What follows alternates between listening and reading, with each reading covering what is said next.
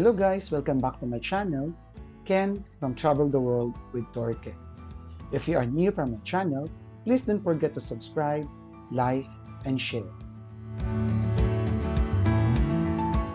This video shows what you can see in the northern part of Mauritius that you need to visit when you are here in Mauritius.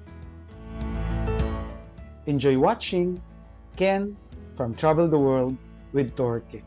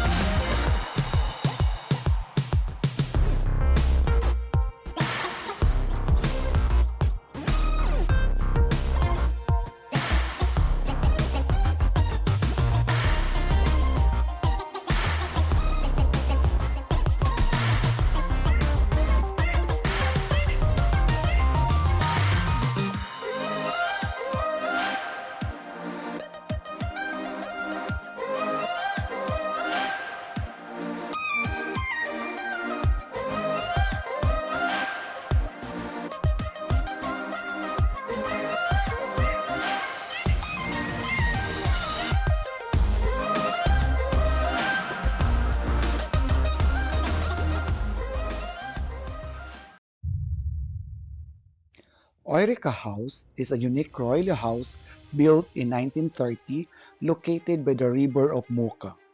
It is an elegant royal residence originally owned by a British and French aristocrats in 19th century.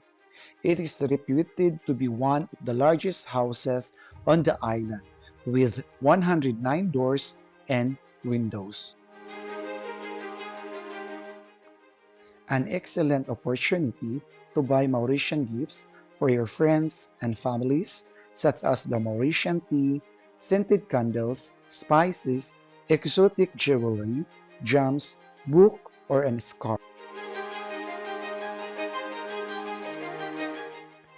The Eureka House was restored and opened to the public as a museum in 1986. The house is constructed largely of wood and surrounded by a long, shady veranda. The extensive ground consists of a curious mix of natural Mauritian plant life, including mango trees and palms, a waterfall, and the English-style garden.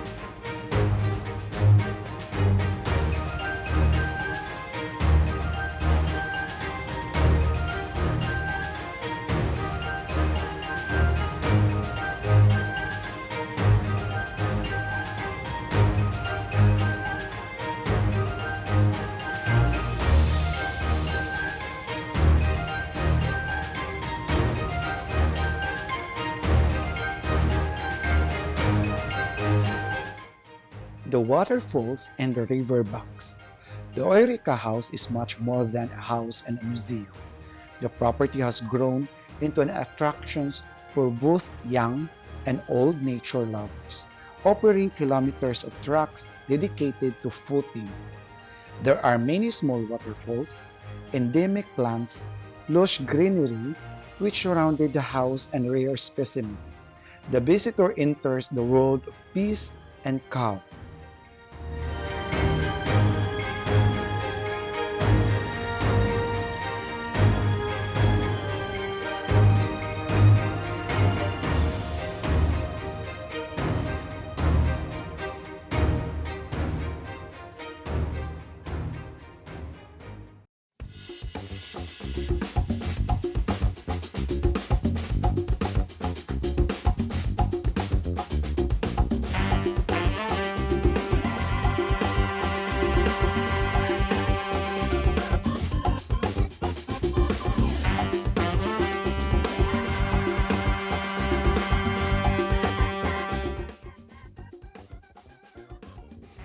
During the guided visit of the gardens, you will come across four wonderful small waterfalls.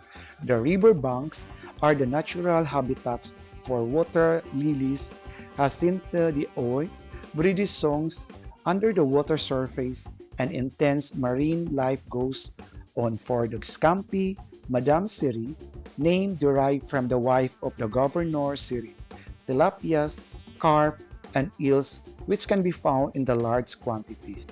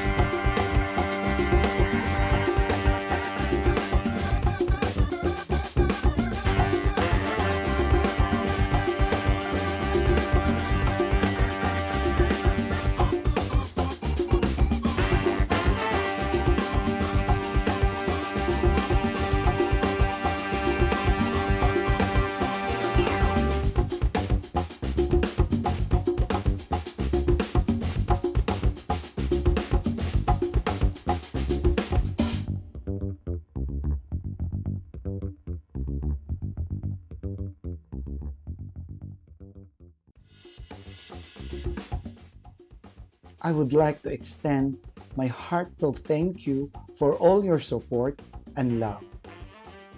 Ken from Travel the World with Turkey.